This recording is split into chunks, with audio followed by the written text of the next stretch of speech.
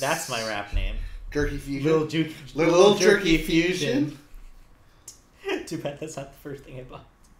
Little Pizza Wrap's alright. Little Pizza Wrap's okay. There's nothing wrong. I also got a Mountain Dew, so it could be a Little Mountain Dew. Aw, like a little Mountain Dew? Little Mountain Dew. A little Mountain Dew or a little Mountain Dude? Little Mountain Don't. Little Mountain Dew or Little Mountain Don't? Little Mountain maybe? Little Mountain Hell yeah! Little Mountain Hell no!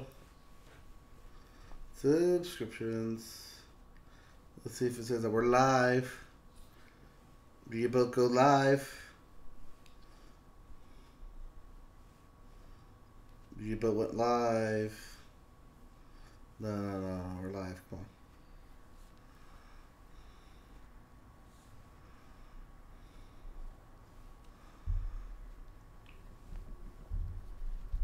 Come on, YouTube.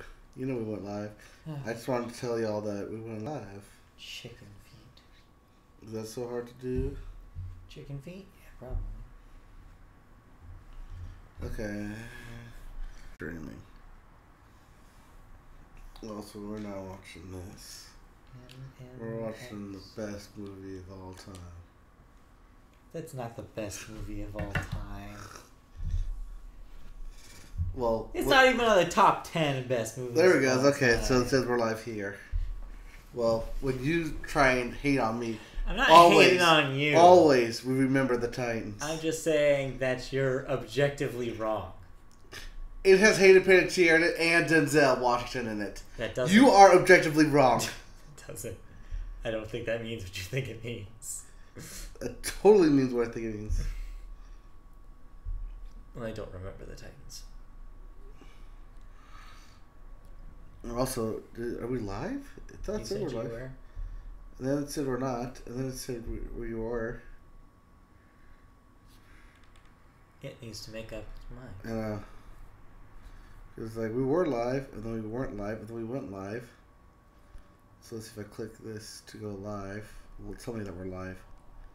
Yeah, it'll say that we're live. Okay, so let's share this one then. Boaz Yakin. It's an unfortunate name. Starring Will Patton. Donald Faison. Yes, that Donald Faison. Yep. Wood Harris. Yep, there it goes. It says we're live. Ryan Hurst. Ethan Suplee. There it goes. Okay, welcome to season 3.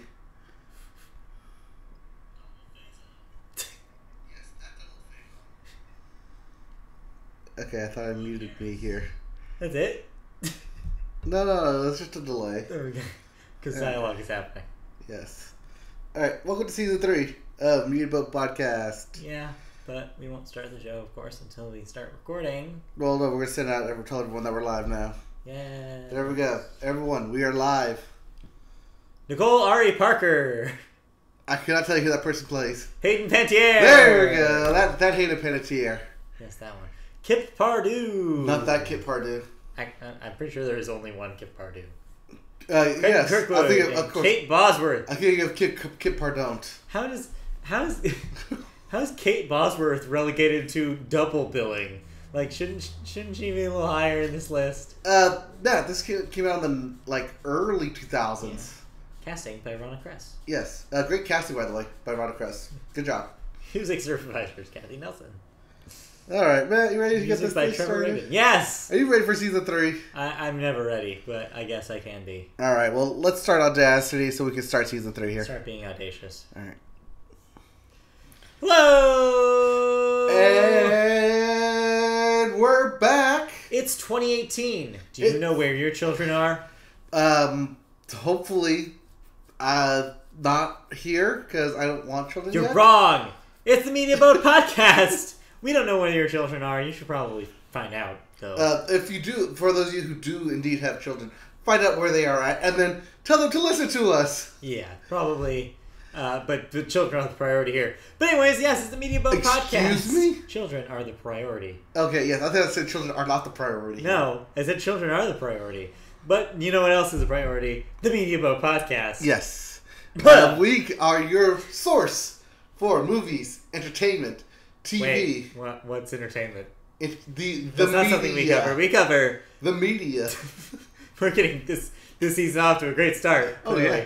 We only had 2 seasons to practice on this The Media Boat Podcast. We cover the latest news and thoughts about the latest movies, music, video games, and TV. Not necessarily in that order. I think you did that on purpose this time. No! That just happened. It kind of just spilled out of my mouth like that. Which is weird, because you've been in this for how many episodes now? But basically, if you've never heard us before, welcome. Welcome, first of all. And second of all, we kind of walk through the week's news in movies, TV, music, and video games. We talk about things we've listened to, watched, played, etc. And give you our impressions of them in a little segment we call Thoughts. We even talk about cancellations and renewals of TV shows. We talk about box office numbers. And we talk about even famous entertainment stars who have died. We try to give you the most in-depth news about all 4 things that we cover every week, every Wednesday. Right now we are live on YouTube.com. Just search Media Boat Podcast and you'll find us. We're live every Wednesday night, 8 o'clock p.m. Yes, so Pacific time. Yep, so go to YouTube. 8 o'clock, and just search for us live, or go to our channel.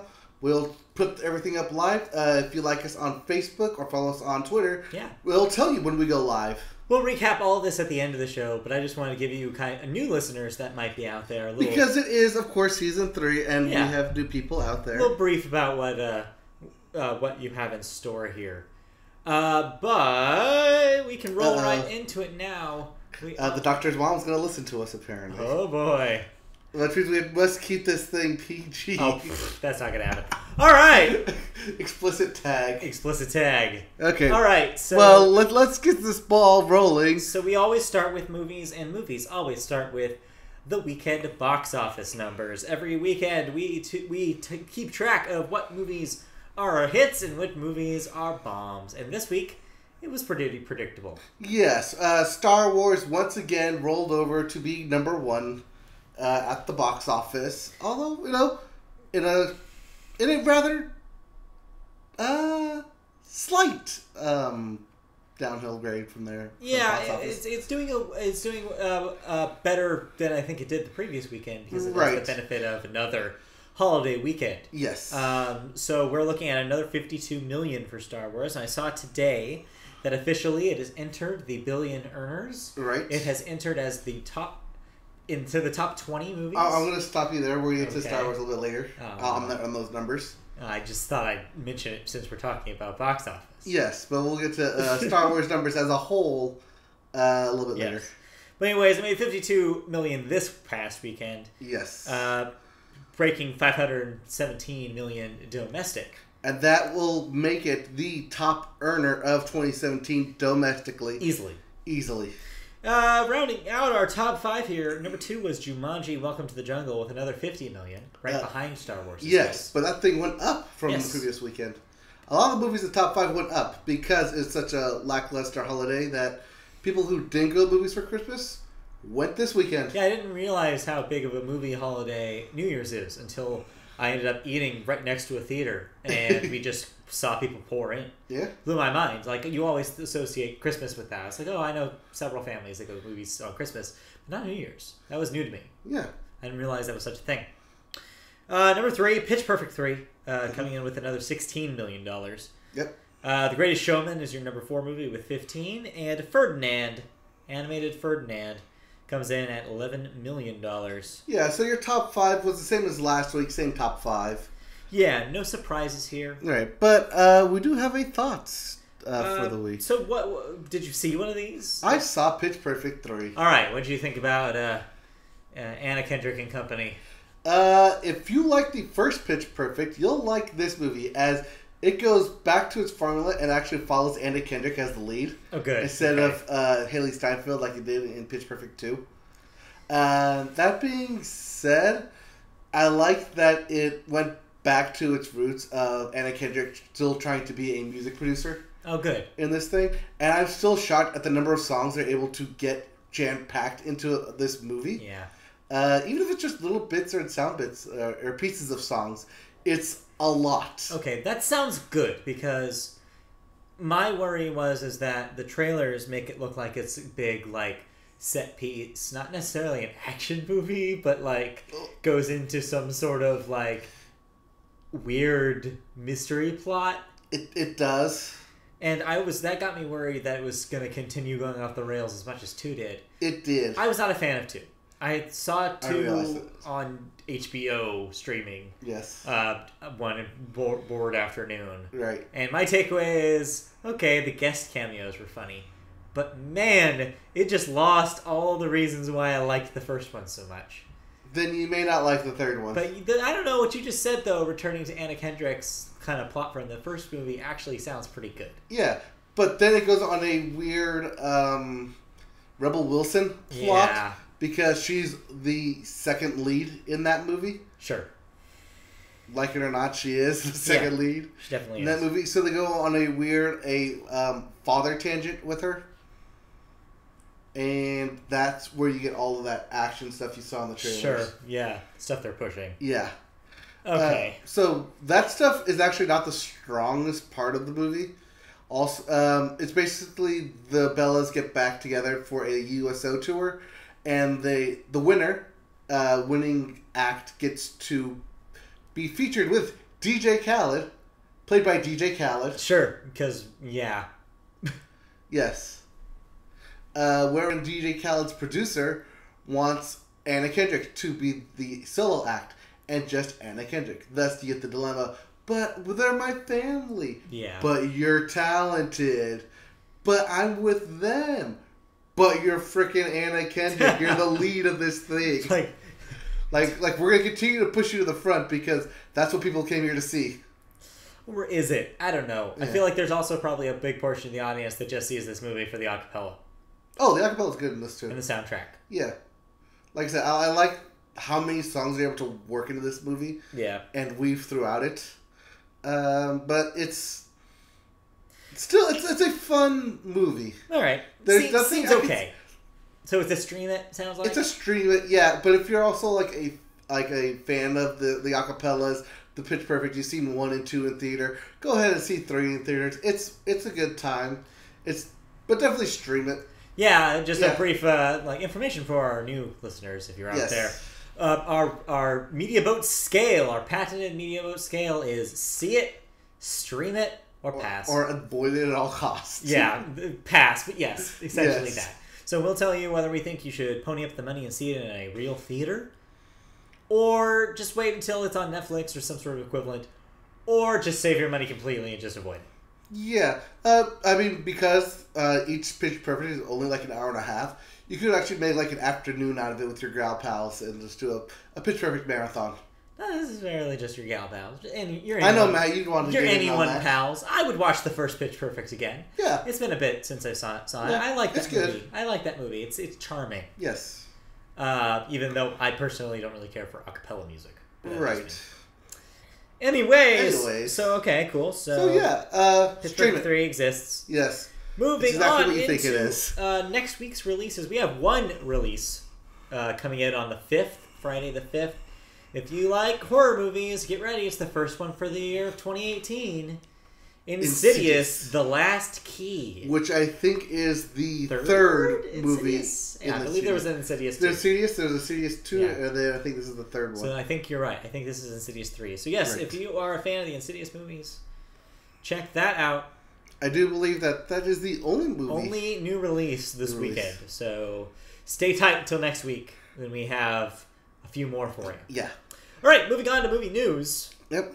We start with some scheduling changes. Yes. So in the year even though 2018 has just started, we're only 30 days into it, a couple of movies have already shifted their positions. So Sony has moved a couple movies that they own from one date to another.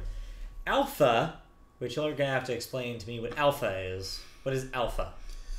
That is the movie about the first interaction between man and Beast. Oh, you know what? I think I saw not a trailer for this, but Yes. I think I saw a poster for this. Yeah, there's a poster for this hanging up. Because I think somebody on Twitter was like, "This is like a movie like engineered to make me cry" or something like that. Yeah.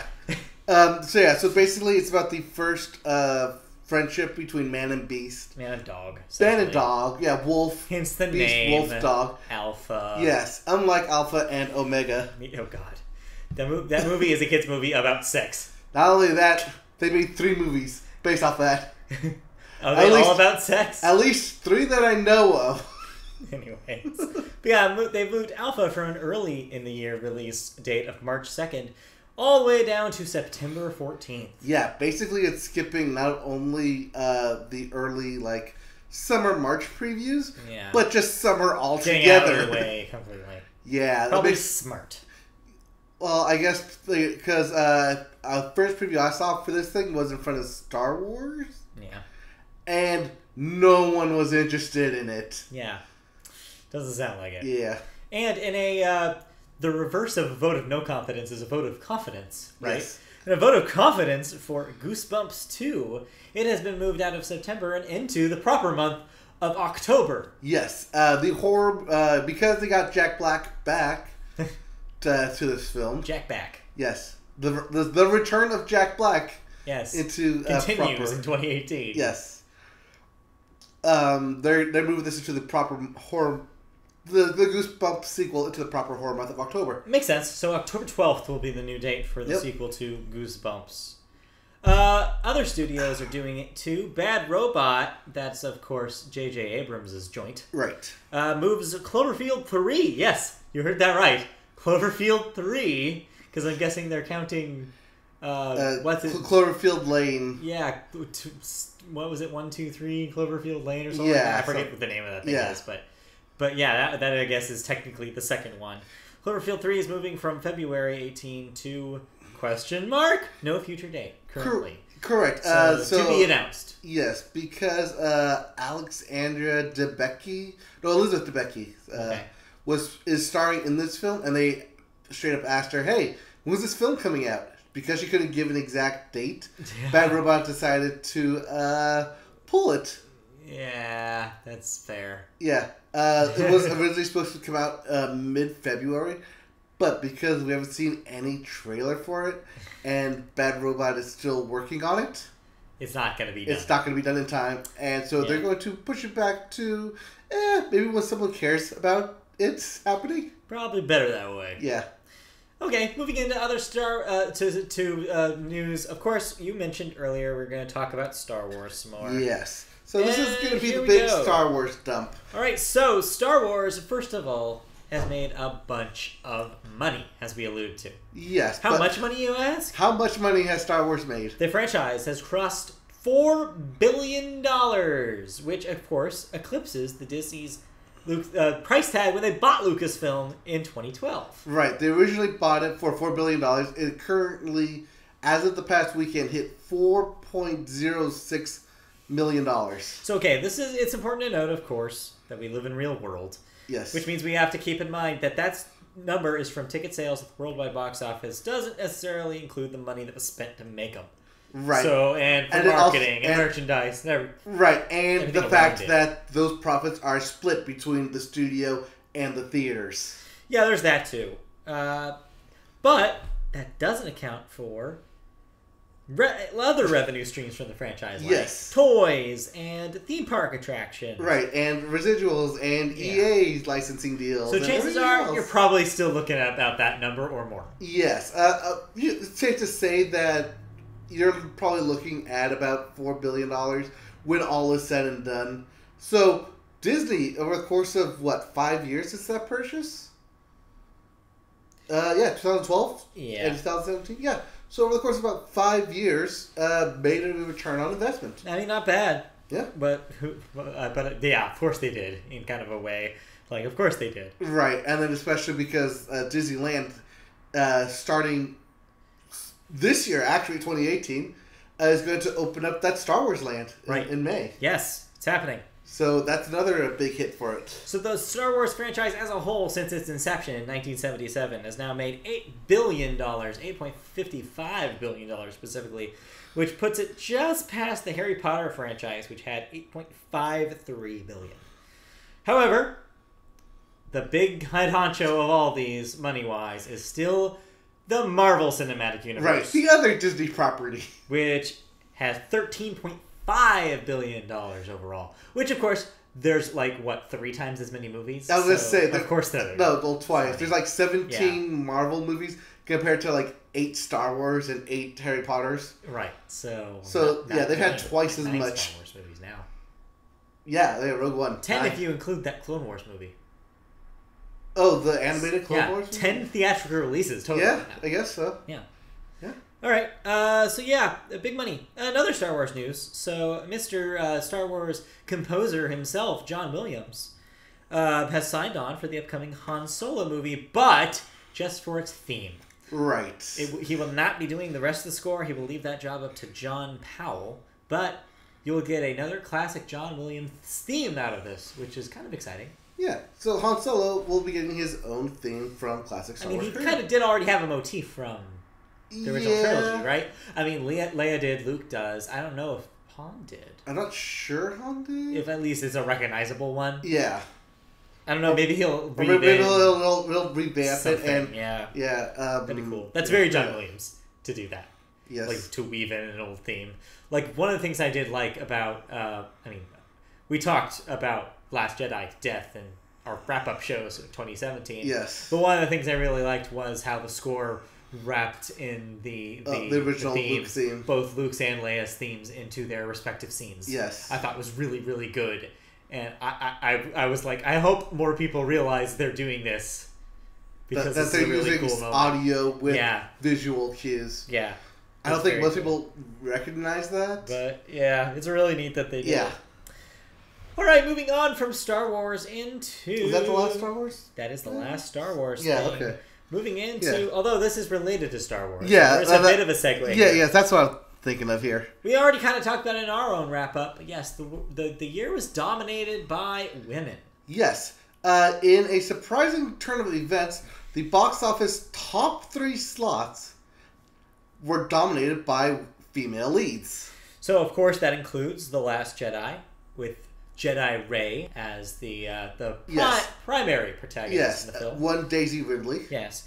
Beauty and the Beast, of course. With one Emma Watson. And Wonder Woman. With one Gal Gadot. So what was the last time this happened, you ask? Never.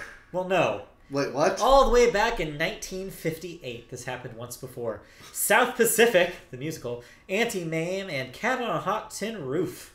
Those 3 movies were at the top and also had female leads. Hey! So it only took us another 50 years for that. So now my wish now is to get to a point where we're not making separate lists anymore and just saying, hey, these people are cool. How about that? How about that, guys?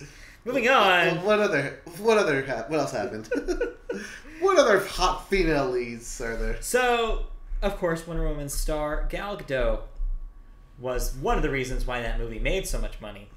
She also made some money. She was the highest grossing actress of 2017, raking in $1.4 billion for playing Wonder Woman twice in 1 year. It does help that you play the same role twice. The 3rd highest grossing actor overall, by the way, just behind Vin Diesel and Dwayne Johnson, because that Fast and Furious money comes Fast and Furious. Yes.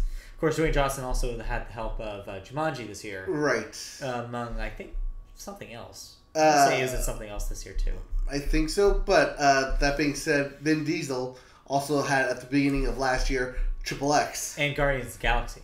He's technically in that. He's technically Groot in that, too. And, of course, Emma Stone is still was still named your highest paid actress of the year. Right. The highest grossing, highest paid. Right. So but individually. But that's because Forbes does their paying from June to June. So yeah. So we won't get another new highest paying till midway through the year. Makes sense. Moving on to the world of directing. So Denis Villeneuve, I believe that's how you say his last name. Yes. Villeneuve. Who of course was the director of Blade Runner 2049 this year. which you enjoyed, which I was surprised wasn't on your list. Yes, it was. If you remember correctly, it was on my sequels. It was number 5 on my sequels, reboots, and remakes list. Yeah, it wasn't on your real list. Well, no, it wasn't on my overall top 5 list. But yeah, the man is a hot ticket as of this year. People, after that hot debut, well, not debut, but that hot big ticket item this year. Right, because right before that he had the Oscar-nominated Arrival. Right. So yeah, now people are after him. They wanted to work on their franchise. He was apparently pursued to take over for Sam Mendes on the next Bond movie. Yes, Bond 25. But, which will eventually get a real name, so for now I will call it the next Bond movie. Okay. But had to decline it since he had already committed to making Dune, based on, of course, the famous novel, for Legendary Pictures. However, if Dune gets delayed again, which has already happened a handful of times, to a handful of directors, yes, he may decide to switch over, since making a Bond movie is an old fancy project he had said he would love to do, but he needs to be focused on one thing, which makes sense. Because he is a director, he needs to have that beeline focus, and he's actually done this with several studios, specifically Sony. Yeah. Before, because they want him to do the Blade Runner remake, but not only that, but he said that he needed to focus on Arrival first before he could get to that. Well, guess what? There is something he is attached to, which is Cleopatra coming at ya. That's also at Sony. Yeah, Sony's Cleopatra from writer David Scarpa, who wrote All the Money in the World.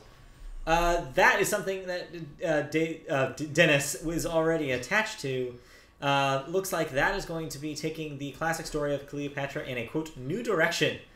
Tight, dirty, fast, 2-hour movie that is going to be visceral and is going to be a, quote, political thriller through the eyes of a woman. Yeah, this will be an interesting take, but there's we're mentioning this now, but the script hasn't been written yet. Right, it hasn't been written. Of course, if Dune comes first, it will be in pre-production, so that'll be the priority here. Right. Then Bond will be a 2019 release date, which means that would have to be a quick one for him. Right. Well, the Broccoli family and MGM and everyone already has set Bond to come out in November 2019, so that's why they're looking for a director throughout this year, or at least try to find someone halfway through this year. That way they can get through everything, start shooting, and then get that release date of 2019. Of course, the important question here is: do you think he'd be good with a Bond movie? He's very stylistic, but he also likes very high concept. Let me rephrase this. I'm not sure how well he is with action. Let me rephrase this. How would he do with a Daniel Craig Bond movie? That's a different story. Because I think he'd do all right. Because if there's anything we can learn from Casino Royale and Skyfall, is that with Daniel Craig you can be a little bit more artsy. And that's the thing, is that Daniel Craig, when they asked Daniel Craig who he'd like to have direct, Denis Villeneuve was on his list. I mean, the man has good taste, even though he keeps just getting money in his lap because he won't run away from this franchise. Oh no, he's tried to run away. He's tried to run away from the franchise. He's tried to run away from the franchise. It's just that the franchise keeps pulling him back in by waving a huge check in his face. And you don't have... And I don't blame the guy. I mean, if I had a big check waving in my face saying, hey, it's true. Hey, okay, fine. Abuse me for a year, but at least I get to make all this money. In a related story, you don't have this on your news, but there's also something going around the internet this week where a Sony exec said something about, or some sort of exec said something about the possibility of Bond, the next Bond after this Daniel Craig one, possibly being a woman or black. Okay. Finally. And of course, the reaction was, why not both? I could see Zoe Saldana. Yeah. But didn't she already have something similar? She's been, obviously she's been in the Guardians of the Galaxy. Right. I don't think she's had an action movie just about her, though. I'd like to see Emily Blunt. She seems like she could kick ass. Yeah, maybe. In a sexual way, too. I don't know if that necessarily needs to be sexual. Bond is very sexual. No, he gets sex thrust upon him. There we go. He is not sexual. He just stands there and women are attracted to him. And smolders. Yeah, he is a dude, and women are attracted to him. Okay, let's move on. All right. Into television. Let's move on. That's it for movies. Yes. We're into the world of TV, and of course we start TV with what we always start with, which is sports. And NFL season is finally over. Or almost. Playoffs are set. Yes. We have our playoff battles. Titans versus the Chiefs. The Falcons versus the Rams. Bills versus the Jaguars. Panthers against the Saints. And those are your wild card matchups for this weekend. Your sure deals are the Eagles, the Patriots, the Steelers, and the Vikings. Yes, they all get their first round byes and won't be seeing action until the following week. Okay, your picks, sir. Titans, Chiefs. Who you got? Titans versus Chiefs. Yeah. Chiefs. Chiefs can bring it at any day. It's just if they want to bring it. All right. Okay, how about Super Bowl losers, the Falcons versus home team, the Rams? Interesting matchup, but I have to go with the Rams. Yeah, home team. Ramley. What are the surprising Buffalo Bills versus the Jaguars? In a game, I'd rather see both teams lose. But one has to win. The Bills. All right. And lastly, the Panthers versus the uncanny Drew Brees Saints. I'd have to go with the Saints on this one. Because Drew Brees. Well, not only that, but they have two solid running backs in Mark Ingram and Calvin Kamara. Calvin Kamara? Yes. I think it's Calvin Kamara. Calvin Kamara. I know it's Kamara because he ran all over me and cost me my chance at the playoffs. Yeah, he did. All right, that's professional football, but there was also college football. You mean the D-League? The D-League, the NCAA finals have been set up. We had Georgia beating Oklahoma and Alabama beating Clemson. I'm guessing those were your New Year's games, right? Yes, those were your New Year's games. The Rose Bowl. Yes. In Georgia versus Oklahoma featured your Heisman winner, Baker Mayfield, unfortunately losing. But what turned out to be an epic Rose Bowl game. I mean, there were passing yards set, there were touchdowns set, there was scoring set. It was a game to remember. Yeah. Unlike the Cotton Bowl, which was not, and Alabama just rolled over them. Yeah, the tide rolled. Yep, tide rolled over Clemson, unfortunately. All right, so Georgia, Alabama, what do you think? I got Georgia in this only because I think everyone outside of the state of Alabama has Georgia. Yeah, because everybody hates Alabama. Exactly. Except for Alabama. Exactly. All right, wrapping up sports with one story from the world of hockey. Yes. We had Dustin Brown, Mr. Browntown himself. Yes, we went to Browntown. Of the LA Kings. That's the hockey LA Kings. Making his 1,000th start for the same team. Only the 8th player to do so in hockey history. Yes. While other players have obviously played more than 1,000 games, the fact that you played with the same team is what makes this notable and special. So good for Mr. Brown. Yes. All right, moving on. He was drafted in 2003. Okay. Started in 2003, and 15 years later, here we are now. There we go. It's impressive. Yeah. But where there is a Rose Bowl, there is a Rose Parade. Yes, and that brings us to our second story. All right. Our first story, I guess. The Rose Parade, of course, happened on the first, which it always does. Your Grand Marshal was none other than esteemed actor Gary Sinise. Yes, who was actually being honored for his humanitarian efforts, actually. Yeah. His charities. But, and as we mentioned a couple weeks ago, when we were talking about kind of the road up to our New Year's entertainment, Amazon Prime did something a little different this year when it came to coverage. Right, because no one has any exclusive rights on the Rose Bowl, anyone can broadcast it. So yeah, they did a special funny event with Funny or Die website. And if you're familiar with their work, you would know usually what they do is comedy and or satire. Well, not everybody knew that going into the programming that they had scheduled for the Rose Bowl. So as we had reported, they were doing a special satirical broadcast with Will Ferrell and Molly Shannon, where they were essentially going to be making fun of it. Yes. Or like making fun of the concept of covering a parade. Covering a parade. Yes. Except people watching didn't necessarily realize it was a satire and didn't get the joke. Which I think is the greatest thing about Will Ferrell is nobody gets his jokes. Yeah, so yeah, people left a bunch of reviews on Amazon's with 1 star saying that it was hard to watch and they were disappointed. But yeah, you know what? I think in a way that makes it even funnier. Yeah. So good on the good folks at Amazon for trying something different this year. Maybe they'll do another one next year. Right. Yeah. There are other comments saying like, you should learn from KTLA how to properly cover a parade. Oh my god. And you don't get it. No, just people just obviously not getting that this was a parody. Yeah. A live parody. Also, it's funny because we're local. Oh yeah. Relatively to Pasadena, and so it's funnier I think to us because we're so used to. It's funny that you mentioned KTLA because all our lives it's always been you watch the local channel for the Rose Parade. You don't watch a nationally syndicated network. Here we watch our local ass channel. Yeah, for us here locally in Southern California, we watch KTLA. Yeah, so that's funny because they run it all day. They really did. Moving on to things that are nationally broadcast on a network. The Today Show. Yes, that 4-hour-long beast of a programming block every morning on NBC. Well, they got to show something, right? Well, they do, because there was recently a shakeup. As we had discussed last year. Yes. Journalist Matt Lauer had left the show, fired due to allegations of sexual misconduct.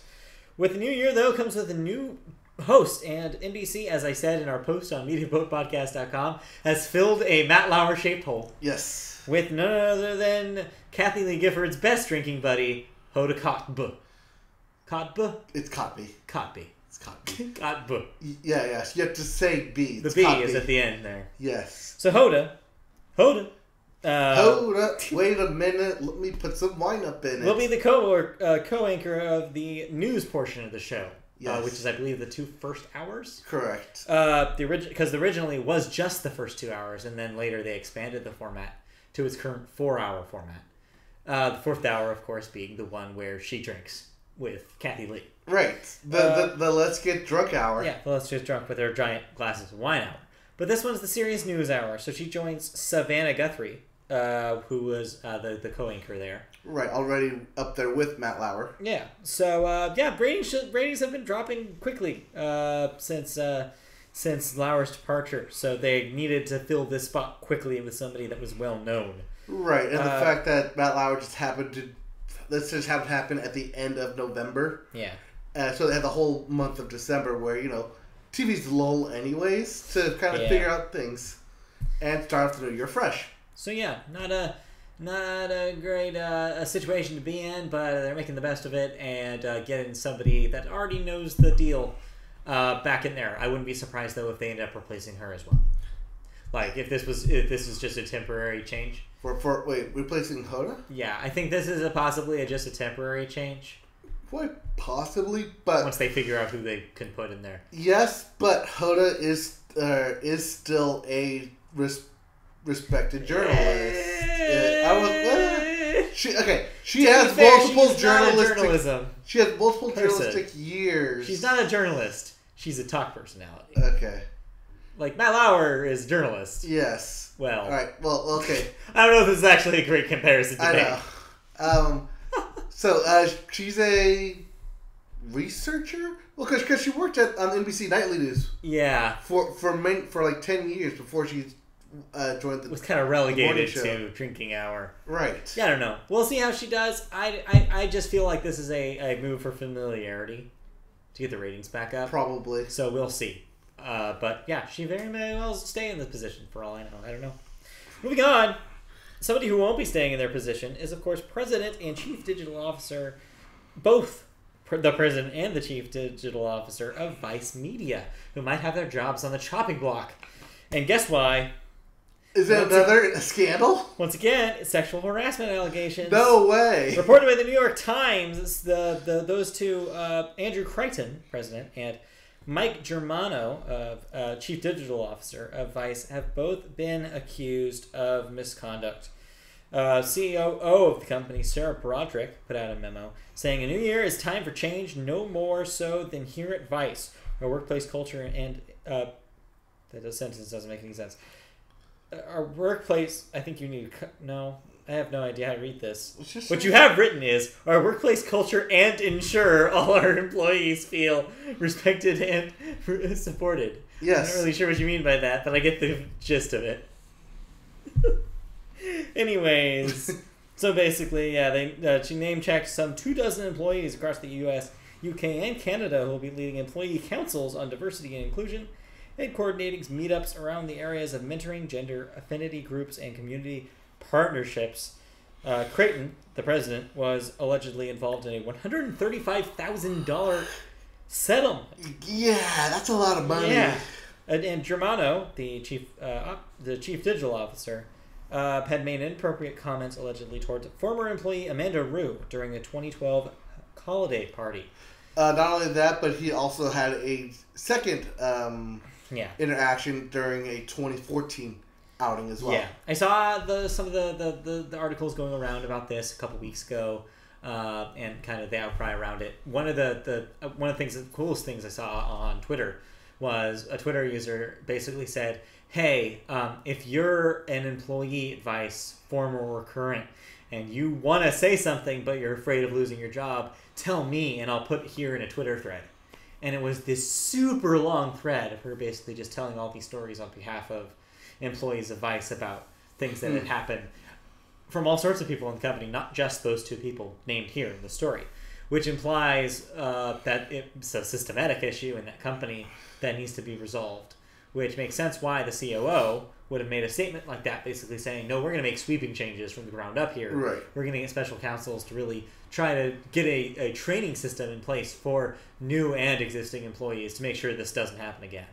So I'm hoping that the effort does lead towards change systematically in their company, because that's bad. And I like a lot of the stuff that Vice has and continues to do, especially Waypoint. Waypoint has made their own statement about this, saying that they were aware and that they have personally requested changes that they want to company policy, and so that they're 100% aware.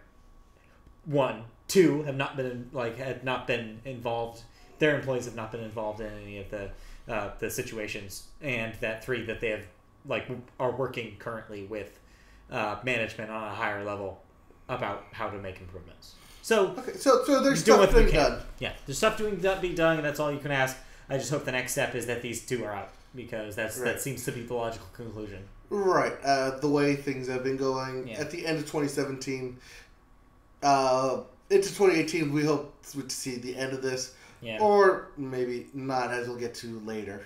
We will certainly see. Moving on, we got a follow-up to the Netflix stand-up explosion that they announced towards the end of last year. So they're going to do stand-up special after stand-up special. First of all, that Seinfeld money is kicking in because comedians in cars getting coffee finally arrives this Friday. Yes, January 5th. Get all of your comedians in cars getting coffee.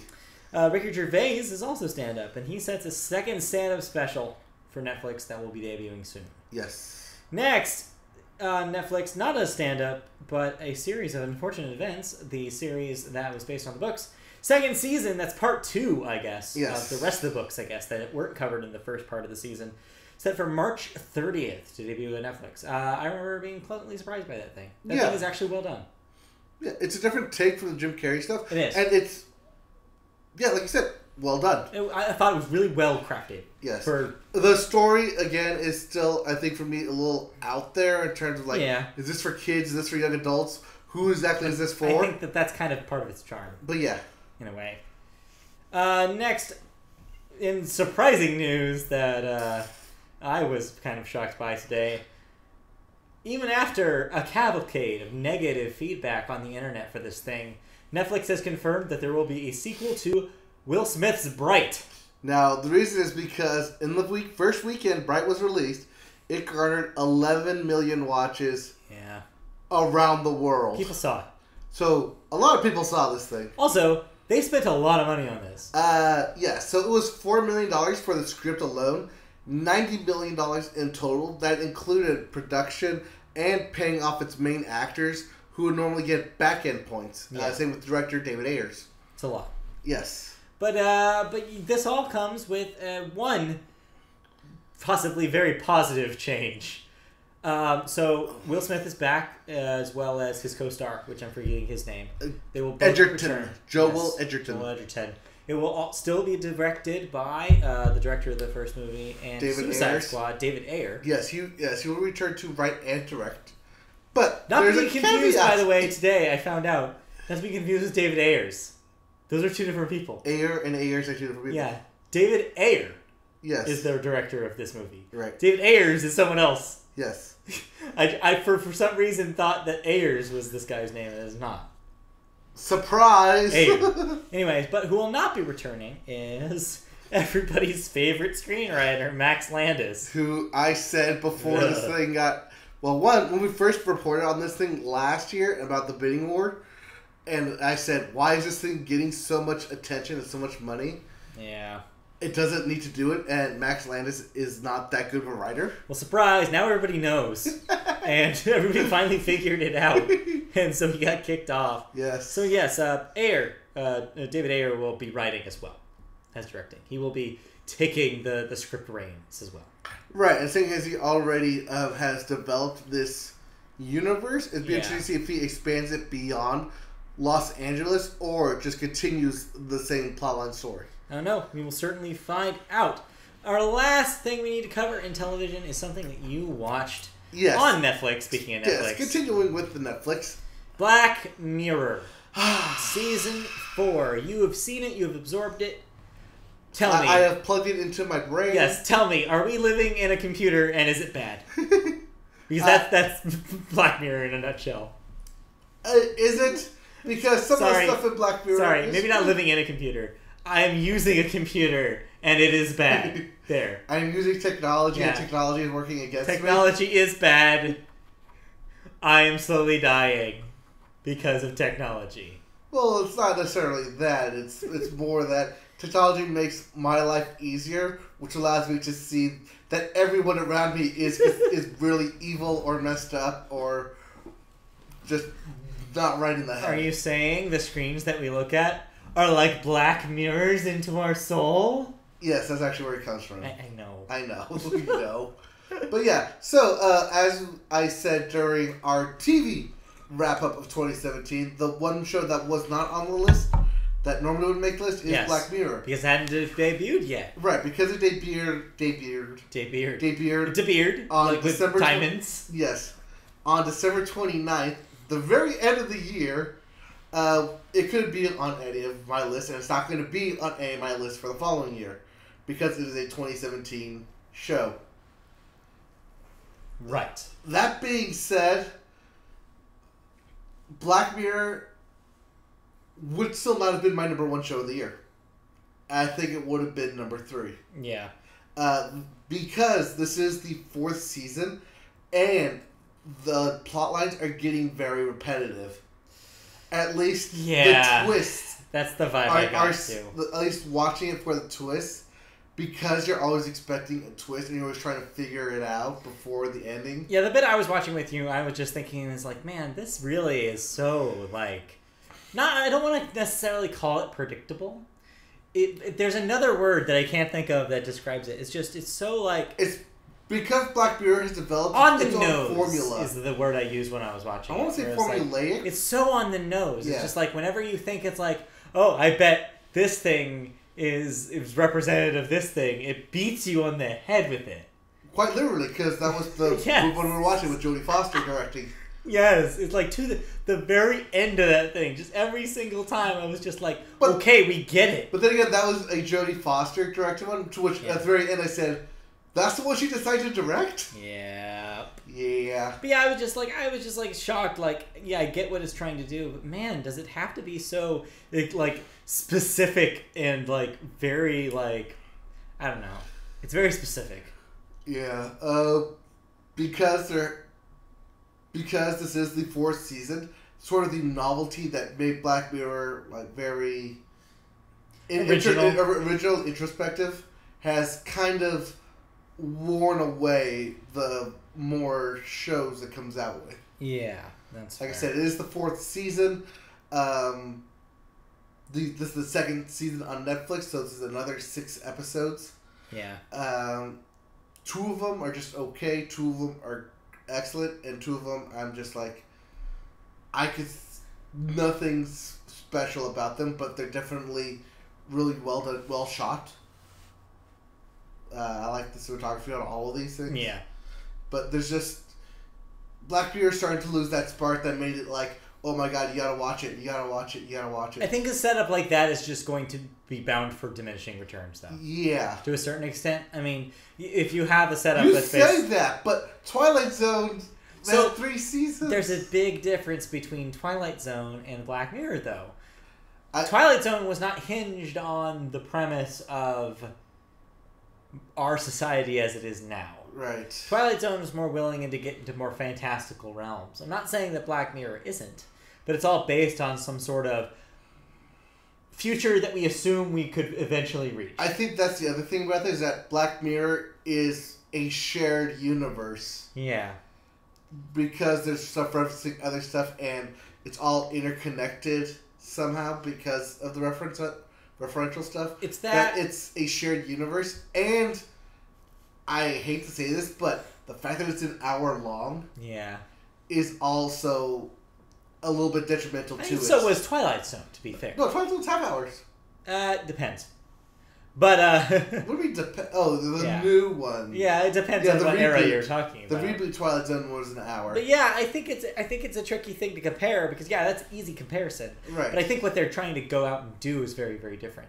I think overall Black Mirror has a very negative kind of view on what it views as our impending future.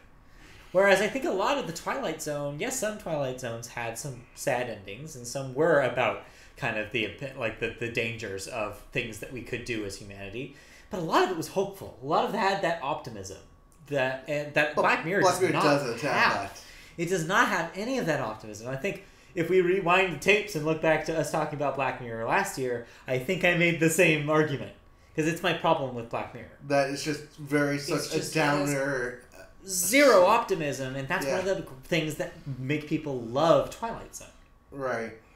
It had some optimism to it. It's why people love Star Trek, which is relevant here because there's a very Star Trek-y episode of this season of it opens with Black a very Mirror. Star Trek-y episode, but that's also like if the Star Trek fan took everything that they got wrong, about what it meant to be a fan of a series. I'm just saying that it misses part of a thing, which is why people like stuff like this.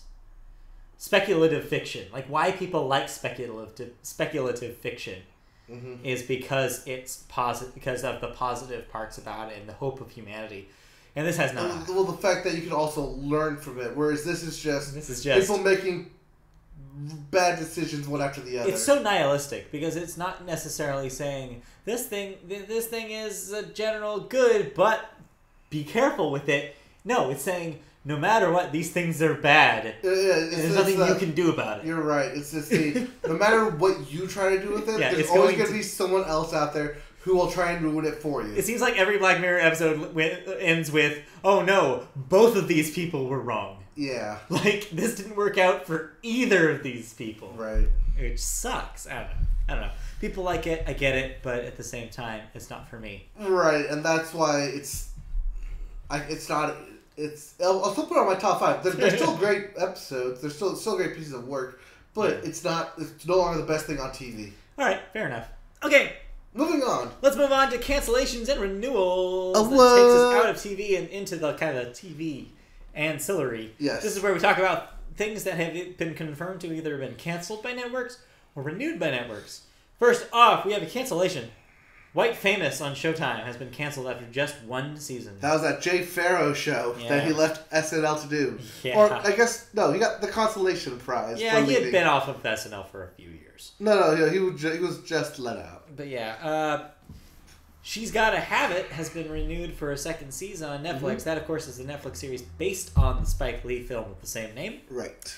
Sue Grafton. Moving into the deaths. Yes. I should have said that. Yes, moving on to the deaths. Just a quick list of deaths that we've experienced in the world of entertainment. Sue Grafton, famous novelist, age 77, known for the Alphabet series, A for Alibi, etc. Yes. She got to Y, which was this year's release. Will not get to Z. Unfortunately. It's just so close to finishing off the alphabet. Unknown. Currently, it's unknown if she was even working on Z. I would assume she probably had some drafts. Yeah. At this point. But yeah, the question is, do they release it posthumously, or do they just leave it be? I think they might just... I think they'll get someone to finish it. I would say generally how this goes is they'll probably have somebody a relative, ghostwrite clean it up and release it under her and the other person's name. Yeah, that's usually what they'll do. The final... I think that's what they did with the last Tom Clancy novel, too. Yeah, I think that's exactly what they did with Tom Clancy. Now, they release books with Tom Clancy's name on it actually by somebody else. Yeah. Rosemary, actress, age 94, famous for, of course, The Dick Van Dyke Show, The Doris Day Show, and a recurring guest on Hollywood Squares. Yes. Next up, Robert Mann, age 97, American violinist and a founding member of the Juilliard String Quartet. I thought that was pretty interesting. Yeah. Finally, Rick Hall, age 85, was an American record producer, songwriter, and recording owner of Fame Studios. Capital Fame, by the way. Fame! Yes. Live forever. Apparently not. No. Oh, that's sad. Oh. But speaking of music, let's move into music. Okay, let's go into Billboards then. Music, of course, we start with the Billboard charts. We have our Hot 100, which is your singles list. Still topped.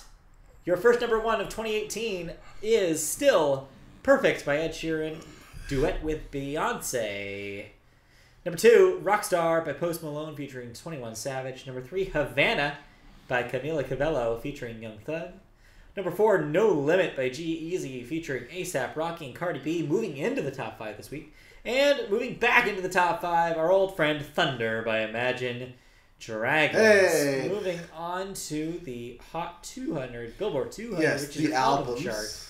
Number 1 is Back to Reputation by Taylor Swift. Wow. Moves right ahead of Eminem. Number 2, Divide by Ed Sheeran catches up. Okay. With some, I guess, end-of-year sales boost. Yeah. Number 3, debuting at number 3 is something I've never heard of in my life. Huncho Jack Huncho, the album by Huncho Jack. What? That's a thing? The artist's name is Huncho Jack, and the album's name is Huncho Jack, Jack Huncho. Okay. I have no idea what that is. I do not know who Huncho Jack is. I don't know what are you even saying right now. Huncho Jack. Number 4, dropping number 4 after its number 1 reign last week, Revival by Eminem. Okay. And number 5, rounding up top 5, is The Greatest Showman soundtrack. Hey! There you go. I told you that soundtrack was good. People went and saw the movie and listened. Beat Pentatonic, so there you go. Yes. Upcoming releases. We have new releases this week. Yes. Finally, after kind of a dead zone last 2 weeks. Last couple of weeks we had maybe 1 or 2 releases. Now we have a whole bunch. We have Anderson East with Encore. Is he related to Kanye West? Is his cousin from another mother. Okay. We have Black Rebel Motorcycle Club with Wrong Creatures. It's been a long time since I heard that band name. We have Black Veil Brides with Veil. That's V-A-L-E. Yes. We have Camila Cabello with Camilla. I think that's her. I bet Havana's on that. Yes, I think that is her first solo debut. Solo debut. Yes. Yes. We also have Dirty Sidewalks with Bringing Down the House Lights. Next we have Joe Satriani with What Happens Next. Oh. No. We also have Humphreys McGee with It's Not Us. Okay, so there's your new releases coming this Friday. Yes. Who also has a new release in the pipeline coming soon here? Yes, he's actually got something coming out a lot sooner than you think. It's none other than our future Super Bowl halftime show performer, Justin Timberlake. I like that I'm using this image because it's very old. It is super old, but just, remember where his roots from. Yes, Justin Timberlake has a new album coming out in February titled Man of the Woods. Right. This is supposed to be a little back to basics for him because he did grow up in Tennessee. Yes, it's true. He always roots for Tennessee. Volunteers in basketball. He's a Tennessee guy. Yep. But yeah, the album is due out on February 2nd, which is the Friday before the Super Bowl. So chances are, expect to see at least one single from the new album on his performance. And it might be the one coming up this Friday. It could be. A new song is set to arrive on Friday, January 5th, so stay tuned. This, of course, is his follow-up to his last album, the two-part 2020 experience. Will feature new music, of course, it better, and an appearance from Pharrell, who has also produced the album. Yes. So they worked together in the past. I believe he worked with Pharrell for parts of his first album, Justified. Okay. Along with Timbaland. Of course, Timbaland produced the first hit single he had as a solo artist, Cry Me a River. Was that the first one? It was the first or was one. it Sexy Cry Me a Back? River was his first hit. Sexy Back wasn't until later. Okay. Yeah. So Cry Me a River was the first big single he had Alright. as a solo artist. But they were the same album, though. Yeah, I think so. Yeah. Moving Name of on. that album? Is that Justified? Oh, yeah. I already said it. Yes. Anyways, but who won't be? What Justin Timberlake won't be doing this year is Coachella, the Right. annual festival. Well, in that's because Indio, he's California. doing the Super Bowl. It's a little bit more of importance. I would say. So Coachella, if you're not familiar, but of course you are, is the festival, rock festival that they have every year in the middle of the Indio Desert. Every year. Yeah, for the past, 10 years or so now. No, longer than that Longer now. than that, 15. But yeah, the lineup has been announced a little early this year. I'm used to it being kind of an end of January thing. They went and did it on the very second day of the year this year. Yep. The lineup has been revealed, and the headliners, the big headliners this year, are The Weeknd, Beyonce, who was supposed to perform last year but had to deliver some twins. This year she is back and will headline the second night of the show, and Eminem will be headlining the third night. Those weekends, of course, are April 13th through 15th, and the second weekend, April 20th through 22nd. Now, I want to resurrect a game that we haven't played. Oh, it's this game. Have I heard them or not? All right, so I'm going to not go through all of these because that would take way too long. Oh, no. Look for the first 3 lines. If they pass that, I'm dropping off. That's that. I'm curious about which ones you recognize and which ones you don't. So, night 1, SZA. I know that. She was on SNL. One, it's a girl because she was on SNL. But you did have a moment the other day where you were like, I didn't know SZA was a girl. No. I thought SZA was a rapper. Yeah, I thought she was a rapper too, to be honest. Yes. She's not. Kygo? Yes. Kygo is a DJ. This is a trick one. Jamiroquai. Of course you know who Jamiroquai are. I do? They had a hit song 22 years ago. I do? Yes. St. Vincent. I've heard of St. Vincent. Okay. The War on Drugs. The band. Okay, no. Not the actual War on Drugs. I've heard of the War on Drugs, but no, not the band. Vince Staples. Yes, that's the country man, Vince Staples. Soulwax. Oh, what now? Soulwax. No. Okay. Jean-Michael Jarre. No. Daniel Caesar. All hail, no. Kali Uchis. I think you can stop. Los Angeles Azules. No. And Dororo. Dororo. I want to say you said that name before somewhere. No, I've never said Dororo. Okay, then no. I don't know who Dororo are. No. That's day 1. So day 2, Beyonce. Yes, I have heard of Beyonce. Who has I heard of Queen Bee? Haim. I have heard of Haim. Haim needs to catch up on their 2000s music. Yes. Tyler, the Creator. Yes, I've also heard of Tyler, the Creator, and Tyler, the Destroyer. David Byrne. No. You do, but you don't. I do, but I don't. You don't by name, but you should know he's the Talking Heads guy. Okay, he's the... Yeah, because he was once the singer for the Talking Heads. He's the guy in the big suit, Yes. small head. That's David Byrne. Okay. Alt J. I believe I've heard a single recently. Okay.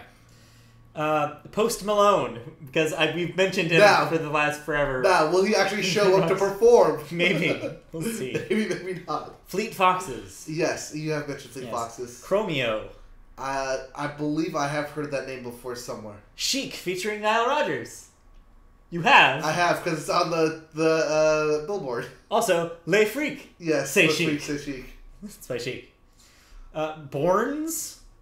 No, but I think that's the O with the slash. Yes, it is. So you've seen it. I've seen the name, but I don't know the music. Louis the Child. No. Angel Olsen. No. Maybe. I've mentioned Angel Olsen. Yeah, I think that's why. Jungle, No. Black Bear, Does not sound familiar now. and Mo. No. Also with a slash through the O. Then no. Next. The Final Day, Eminem. Yes. Do we do album I reviewed? Odessa, I have heard of them. Portugal the Man, And the woman. Migos, Yes. A Perfect Circle, I believe I've heard them. Cardi B, I've heard the name Cardi B. Miguel, I've heard Miguel. King Cruel, No. Illenium. You're missing them there. No. You dropped an M. No, I dropped a W. Oh. Willenium. No. Kamasi Washington, No. French Montana, Yes. Okay. I've heard the name. I've heard of the name French Montana somewhere. Glack, Bless you. Vance Joy, I've heard of Vance Joy. Yes. Russ, Is that it? Just Russ? and yes, Okay. and Lanny, Lany. No.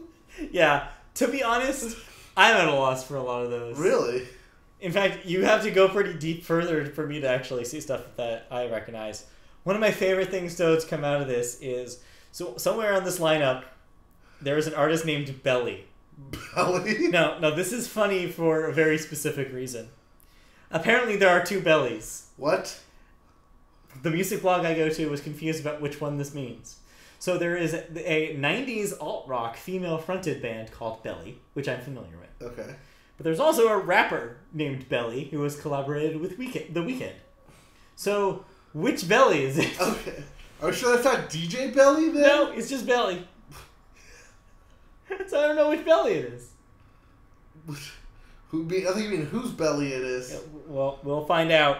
Like I said, Coachella is in April, so Yes. get your tickets now or when they go on sale because it's already too late. Right. If you're trying to find tickets, good luck paying triple the price. Yeah. Moving on, we have story about Spotify. Yes. Spotify. Is there going to be a week where we don't talk about Spotify? Probably not. Spotify is like the Netflix of the music I world. know.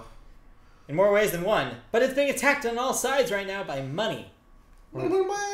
So there's been a copyright lawsuit.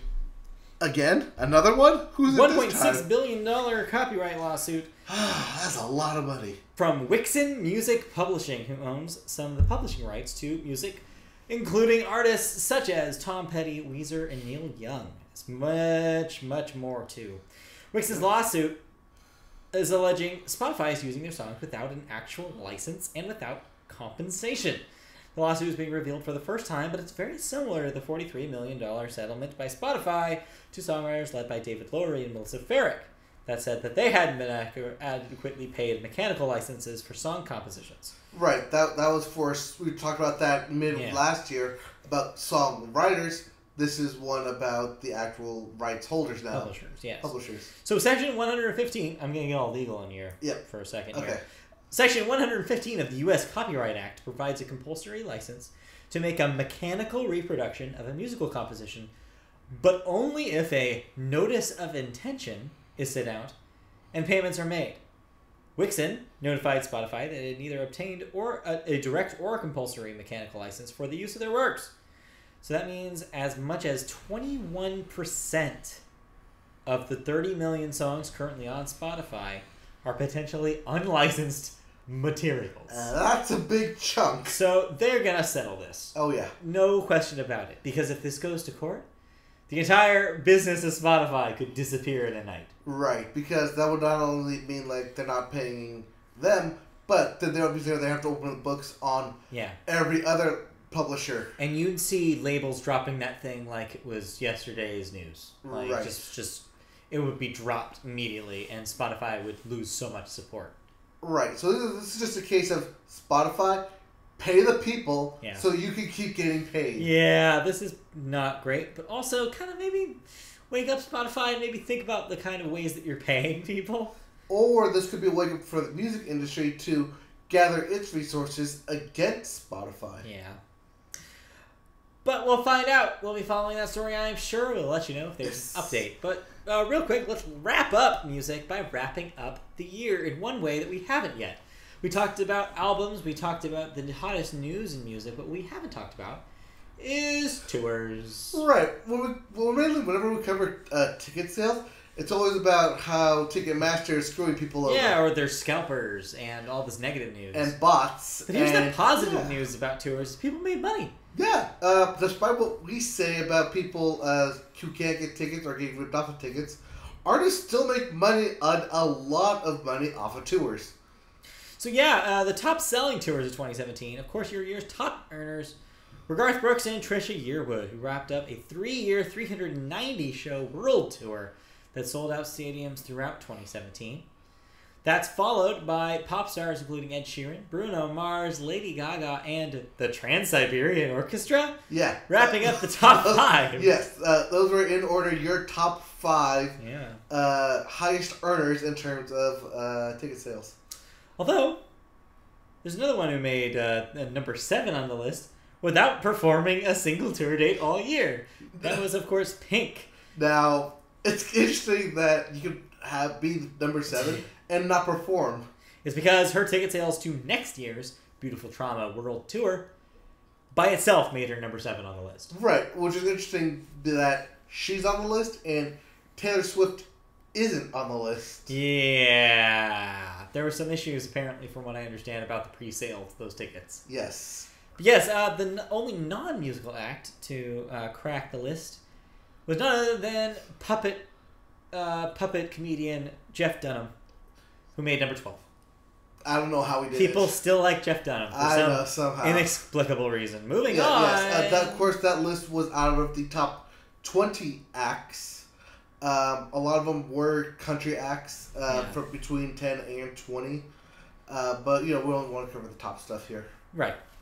Well, that does it for music. That's wraps up the world of music. Let's move into the world of video games. Okay, so let's start with... It looks like we're starting off with something new this year. Yeah! I like this idea. This is a good idea. So, because we do it with music, we might as well do it with video games. It's true. There are way too many TV shows to give you every week, so we can't do it with TV. Right. But there are just enough video games of note that we should probably tell you what's the new releases that are coming out. Now, when it comes to games that come out on PC, there's way too many for us to cover. But for consoles, it's easier. So lately, there's been a big push of Switch games. So we have a bunch of Switch games this week, but also something for your Xbox One owners. Outbreak: The New Nightmare is out on Xbox. Pick-a-Pick Deluxe for Switch. Stickbold! ! A Dodgeball Adventure Deluxe for Switch. Which sounds great. And finally, Rockin' Racing Grand Prix for Switch. So Switch owners, keep getting those games. Yeah, this is a good thing for Switch that they have publishers out there just keep pumping out content for them. Stuff out. Next up, Microsoft. Yes. Our first story here is about Microsoft and the Kinect. Which, as you can see in our picture over here, is no longer in that picture. We removed the Kinect. So late last year, we reported that Microsoft had canceled the Kinect manufacturer plant and weren't going to make any more of these things. Well, that's not the only thing. The Kinect adapter, the USB accessory that was used for later models of the Xbox One to be compatible with the original Xbox One Kinect, is now also getting discontinued. They're shutting it down to focus attention on launching a new, higher fan-requested game accessory across Xbox One and Windows 10 devices. No word on what that is, but it's definitely not Kinect. Right. What do you think that could be, though? Oh, God, I don't know.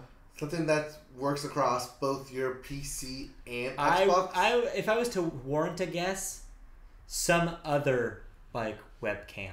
Okay, see, that's what I'm thinking. It's just some other type of camera that's not necessarily motion adapter? Yeah. Because the actual Xbox controller is not infrared. So it can't be motion. Well, no, it is. It is? Yeah, 100% is. Okay. The original idea behind its infrared sensor was not for Kinect usage, though.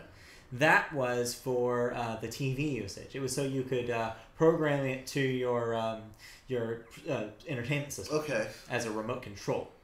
All right. So no, it doesn't. You're right in a way. It doesn't do the same thing that the light on the controllers does with the PlayStation camera. It's not an indicator. But there's ways they could make it work. Okay. But yeah, chances are it will not be motion control related at all.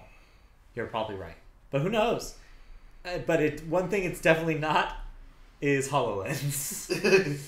That's not a real thing, and it will not be a real thing. Come on, Matt. It could be VR. I have a feeling that they're gonna go VR. I mean, yeah. PlayStation already went VR. Yeah. Xbox. They've made deals with Rift with Oculus. So right, and if the Xbox One X is as powerful as they say it is, it should be able to run VR smoothly. I wouldn't be surprised if they went in bed with Oculus and Oculus did some sort of custom thing for them. Like a custom Xbox VR. Yeah. That would be a solution that would make some sense right now. Right. For the One X, maybe exclusively? Maybe, because it is the most powerful console out there. Yeah. So it would make sense that they're going to try and use that power to its full extent, and VR would be the way to go. Yeah. Moving on, the way not to go is if you're a PS3 owner obsessed with Gran Turismo 6. Yeah, the racing game... I'm sorry for putting this in the news. Yeah, but... the racing games... It was a slow week. The racing games online service will be coming to an end on March 28th. Also, on January 31st, they will be ending the distribution of downloadable content that can be used in-game. It will no longer be possible after the 28th of March to utilize any online services in Gran Turismo 6, such as community, open lobby, quick match, seasonal events. However, you can still play the game offline. Yes, you can also play the latest version of Gran Turismo Sport, which I'm sure you have already upgraded to. I mean, games are constantly being shut down, especially games from the last generation. This happens all the time, but I guess this is a particularly notable one. Well, I mean, this game also has been around for quite some time. Yeah. Moving on to a new release of sorts. Well, not really. A new release for Android users. Yes. So you iOS users have probably heard all about HQ, which is a live trivia game that Apple users have been enjoying for a handful of months now. It's been finally released on Android, so we gave it a try today. Yep. If you're unfamiliar with what it is, I'm going to be real brief. You have a whole breakdown here, but I feel like if anybody's the fact that we were able to play it, I think, gives us a better understanding. But yeah, exactly also if anybody's listening to this podcast, they've heard of HQ. Okay. At this point, yeah. Yeah. So my dad at the end of last year was trying to get me to download HQ. And I'm like, I've never heard of it. I can't find it on the Google Play Store. I have no idea what you're talking about. So yeah, basically the boiler definition of it is it's a trivia game, but it's hosted by a live host. It's streaming video where a host reads you trivia questions and you answer in real time. You compete for actual real life money, but if there are multiple winners by the end of the rounds, it gets split. The pot just gets split amongst everybody, and it goes into your PayPal allowance. Yes. So yeah, we tried it out today. You've played a couple games. I played one. It seems okay. Yeah, it's okay. It's a neat thing. It's interesting. I mean, the game only runs about 10 minutes. Yeah. In total, but the fact that you can win actual PayPal cash that you can cash out is the very unique part of this. Yeah, it's a cool thing. They do it twice a day, and it's across all users of all devices. It's the same show, so it's kind of a couple of podcasts I listen to have been referring to it as kind of the modern equivalent of appointment television. It's like a thing that you can all kind of gather around and watch together, which doesn't really happen anymore. Right. So that's cool. I'm glad it exists, and I'm glad Android users get it now. Yes, they had a big blowout event on the first for Android users. I think the first prize was $200,000. Yeah. Split up amongst whoever was playing on Android alone when it first launched. But as of now, each prize is $2,000 twice a day. Yeah. I think on average is about, if you get to the very end at the end of 12 questions, on average you split anywhere between $50 and $75 amongst all the winners. So that's a good chunk. Not bad, yeah. Yeah, so if you're able to make it through the end in one day, that's a good $100. Chunk of change. Just for playing trivia for 10 minutes. For sure. So yeah, that's a cool thing. Yeah. Moving on. So we talked about last week. Yeah, I know it feels like forever ago. Last week about the Steam Awards, the special fan voted awards that Valve was having on their Steam platform. We have winners. The winners have been announced today. The Choices Matter Award, which was for choices in video games, went to The Witcher 3. Yes. The Mom's Spaghetti Award, which was something about like getting back up again after. Yeah, to just keep the after keep failure. returning. Went to PlayerUnknown's Battlegrounds, because of course it did. Yep. The Labor of Love Award, Which you can see in every single detail of the game. which into Warframe, which is weird. Yeah. Suspension of Disbelief Award, for obvious reasons, went to Rocket League. I think you definitely the suspension of disbelief there. The World is Grim Enough Yes. Award went to Stardew Valley, because it's a happy game. Yep, that's the whole point of the award. The No Apologies Award was the opposite of the happy game, went to The Witcher. Yep. That was a different DLC. The Defies Description Award went to Gary's Mod, because it always has. The Cry Havoc and Let Slip the Dogs of War Award went to Just Cause 3. Yes, I've seen a lot of GIFs going around of Just Cause 3 gameplay, where people just do crazy things. Yeah. Including, a lot of it's like just blowing stuff up and it lands perfectly, or someone doing a 10,000 free fall into a donut hole. Just insane stuff. Yeah. Donut hole. Yes. The Haunts My Dreams Award went to Counter-Strike Go. Yes. The Soul of Vitruvius Award went to Rise of the Tomb Raider. The Whoa Dude 2.0 Award went to The Evil Within 2. Yep. Best Soundtrack went to Cuphead. Yep. The Even Better Than I Expected Award also went to Cuphead. Yep. Also, we can also talk about Game of the Year stuff. Yeah, we're the only ones who gave Game of the Year this year. Right. So, because we didn't really play a lot of the Game of the Year stuff that other people were talking about, just some notables that were out there. The top 3 that I kept hearing were Zelda. Yeah. Obviously. And Nier Automata. Yeah. Definitely did pretty well on lists this year. Right. And unfortunately, the other one was PlayerUnknown's Battlegrounds yes. was another big win. Yes, those were the top 3 that I kept hearing through the news channels that I follow that were kept listing off as top games of the year. I actually think that's a cool list when you consider that covers 3 platforms. PlayerUnknown's Battlegrounds, yes, it is on Xbox One, but really that's a PC game. Right, so that represents the PC audience. Zelda is a Switch exclusive, unless you have a Wii U. Right. So that's also pretty cool to see it so high. And then you have Nier kind of as your multi-platform, your PS4 and Xbox representative. It's really cool, solid year when you can have like a spread like that. Yeah. Where it's not just people, all PC games like it is sometimes. And you have people arguing, trying to argue for the fact that one game is better than the other when these were all fantastic games. Yeah, for sure. And our last story in video games, which I should have moved up because I hate doing sad or disappointing stories. Oh, come on. Just rearrange these. All right. So we can leave on a good note, happy note. I'll leave on a good note. We had more news about more sexual misconduct allegations in major companies this week. Today, with none other than the editor-in-chief of IGN, of course IGN, the video game website that has kind of evolved over the years into an entertainment website, but still mostly is associated with video games, has been ousted from the company after allegations of sexual misconduct led to a investigation over his of the claims of harassment. Are you just not going to say his name? His name is Steve Butts. There we go. The man's name is Steve Butts. Steve Butts no longer works at IGN. Butts was working from home for the last couple of months to the confusion of his fellow employees.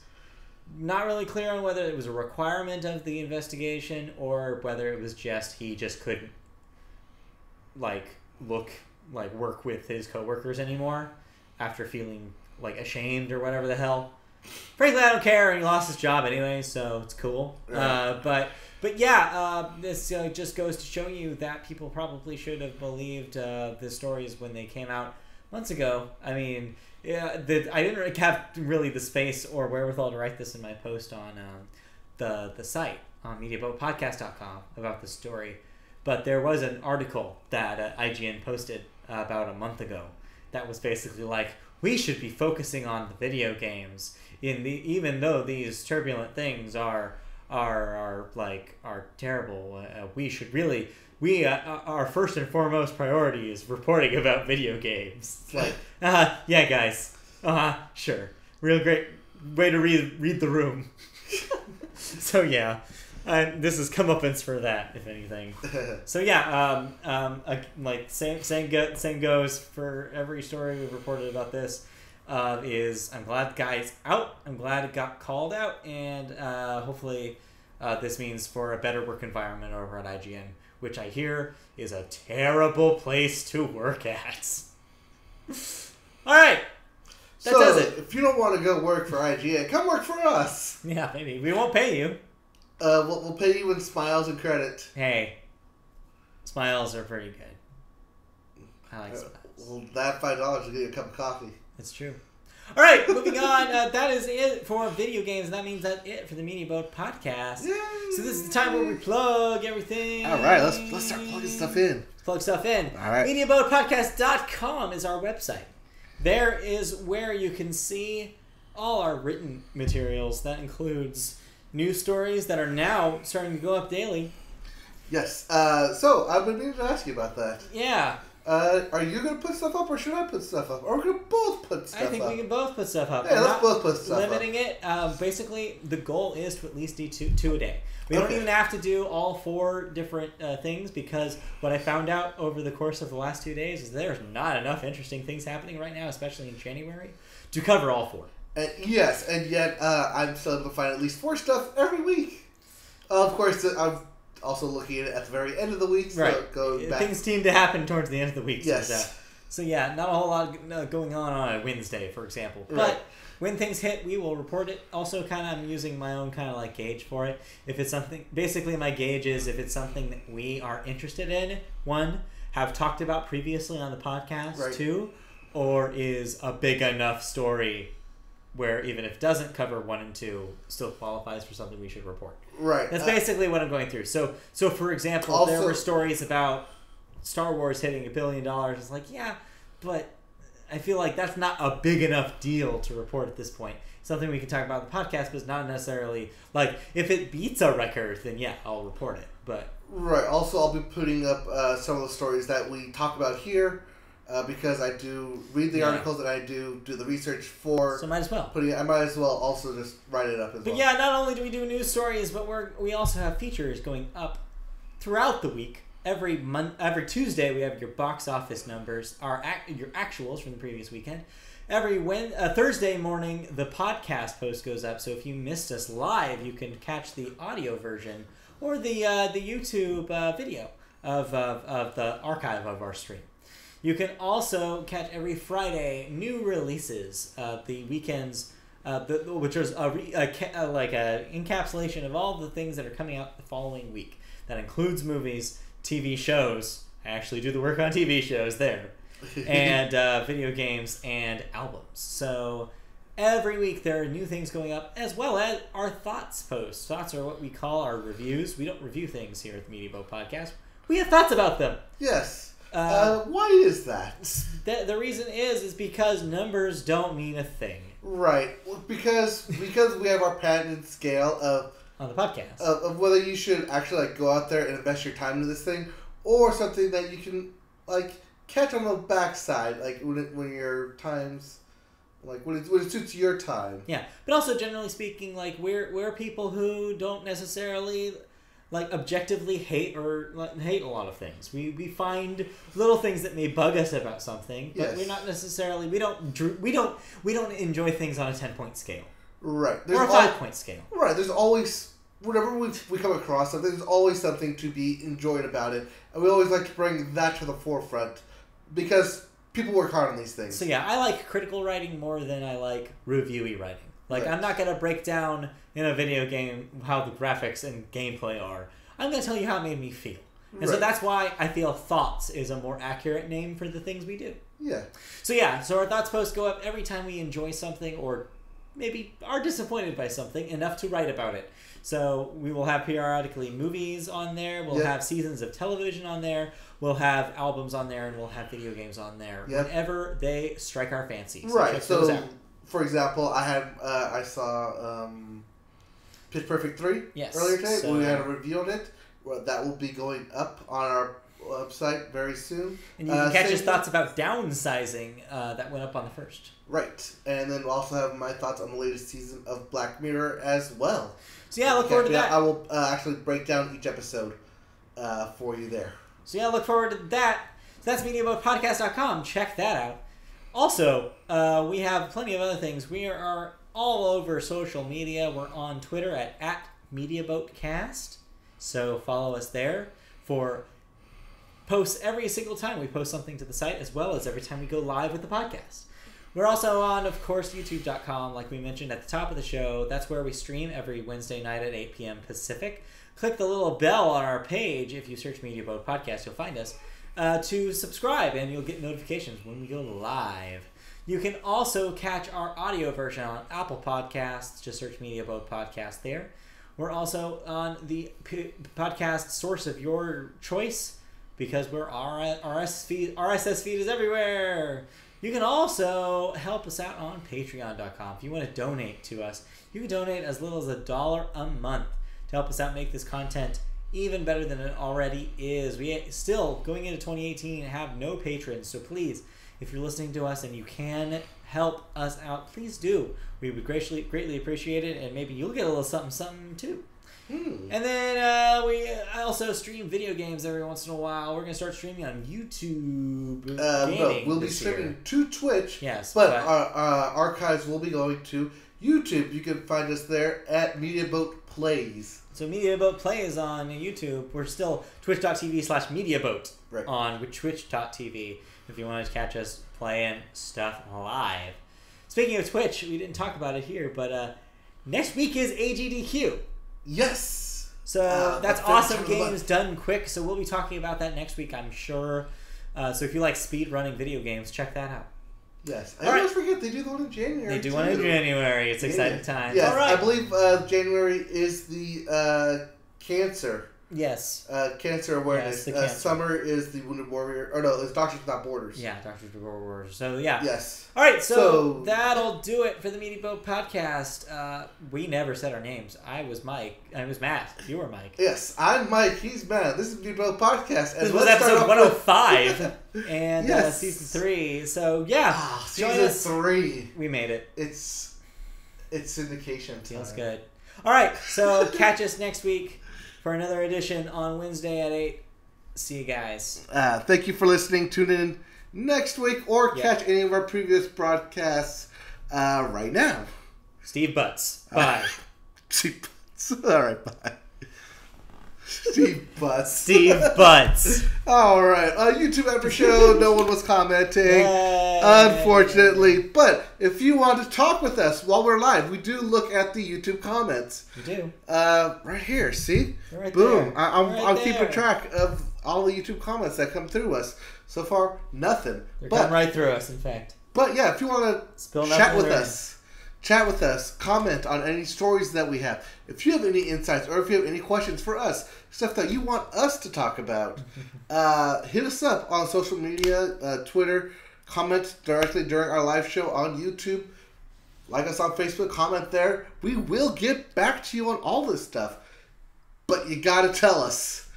We can't talk to you if you don't talk to us first. Wait, no, that's not right, because we're talking to you right now.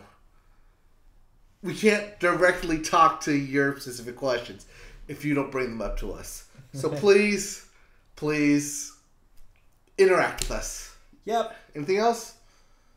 No, that's it. All right. We'll see you guys next week. Next Wednesday, 8 o'clock. Goodbye. Bye.